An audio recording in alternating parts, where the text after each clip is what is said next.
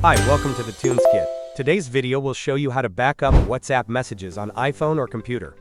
Method 1. Use iCloud to backup. First, ensure iCloud is enabled for WhatsApp. Go to iPhone settings, tap your name, iCloud, and toggle on WhatsApp. Then open WhatsApp. Tap Settings in the bottom right corner. Go to Chats, Chat Backup. Then tap Backup Now to manually backup your chats. Method 2. Use iTunes to backup. If you have an iTunes or Finder backup, connect your iPhone to a computer, open iTunes, and check for a backup. Click Restore Backup. Select the most relevant one and wait for the process to finish. But keep in mind, this will replace all your current data. Then you can check whether the backup is complete in the Devices section.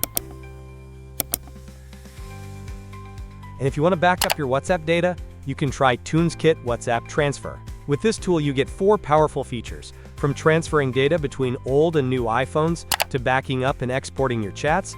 It's got you covered.